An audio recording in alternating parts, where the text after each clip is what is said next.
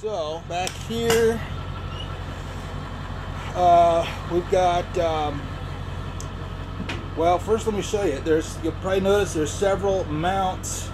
The floor's a little dirty. There's a few different mounting options for gurney. It's got mounts for base plates for a Striker, Easy Pro or MX Pro or Power Pro, but it also has mounting plates for a Furno Model 28 gurney, the one-man gurney that folds up into a chair. So if either of those are gurneys that you use, you won't have to reconfigure. So here's the back. We've got compartments, traditional kind up there. We've got some drawers, which is really cool. There. And here's another one. This is for restraints. It's not a drawer, it's just a small area to put restraints in. Underneath the CPR seat, there's storage, a little shallow for pillows or blankets. The CPR back comes down for more counter space if you need that. That does that. This ambulance has all of the working equipment is here. So it's got the BP cuff with the cuff, which is tucked back behind there. Suction canister, the suction holder, and the integrated airflow regulator, which is really cool. If you saw my previous video, I kind of elaborated on that. It's cool that it's angled that way. If you forget to switch over to the portable O2 when you're taking the patient out, it just comes out with the patient.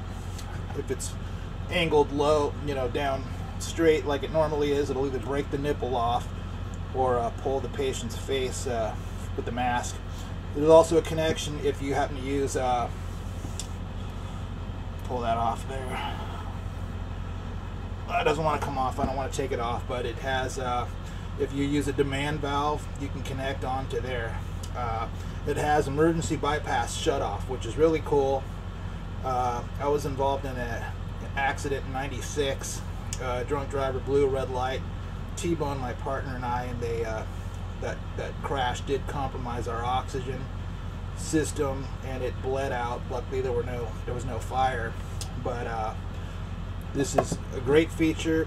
It should be in every ambulance. This is the only 2 ambulances that I've seen it in. This one and the twin that I have, just like this ambulance. So you can turn it off if anything happens, and it stops the oxygen flow. Suction regulator. Just needs the tubing connected from here over to there. Here's the switches up above. I'll go through those in just a second. And then we got the heating and the timer for the lights up above. Cigarette plugs there for cell phone charger or any other kind of charger. And then up here is the narcotics locker. That locks. There's an additional locker in there. I do have keys for both of those, and I did look in there just to make sure there were no narcs. There is not. Then there's another compartment there for more stuff. IV hook there, another one there, and there's one over here, and so there's 3 IV hooks. Over here there's another O2 outlet, the Kenwood outlet with the volume control over there. The armrest on the bench seat goes up. You want to put that up. Underneath the bench seat there's storage for traction splint, blankets, whatever you want to put under there. There's a clock for timing your drugs out. More storage space over here, and more storage above the doors. Over here, a couple more drawers. There's a drawer right there. And another drawer there that's deep enough for patient care reports if you wanted to file them. You can put a rack in there for that. Space for a jump box, jump bags, whatever you got. Over here, you'll see it's pretty cool. There's another drawer right there on the under the bench seat for IV supplies, Tagaderm, IV tape, tourniquets or whatever. It's kind of convenient because it's right there. The patient's arm would be right here on the gurney, so you've got everything you need to start your IV. So I guess let's look at the switches on the action wall. So we've got AC and heat control comes out of there, nice and cold. Too cold for a day like today. There's the thermostat, so you just crank it to heat or air conditioning, which is what is mostly in demand here in Southern California. There's it's on medium right now.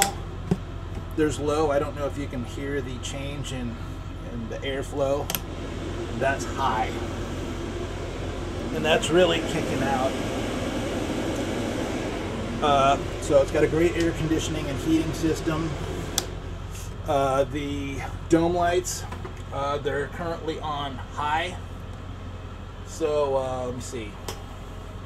That's regular over there. Oops, that's regular. So all of the dome lights work the way they should.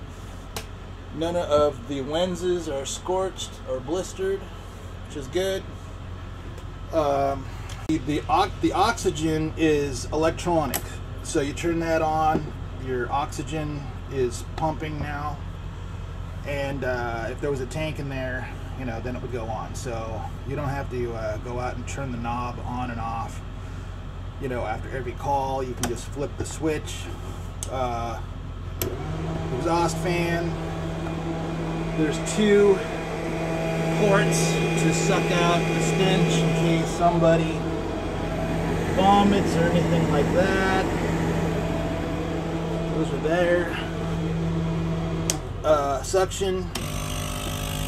There's that. You just need to connect put a tube from there onto the suction canister, and you want to, you know, change the level of suction. It's right where it should be. You can go maybe a little bit tighter.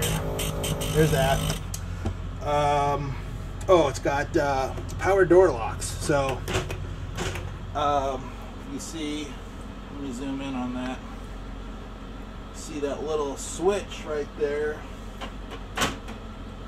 So you can lock the doors, and that works on all the exterior cabinets too. So when you flip that switch, I've got a little remote,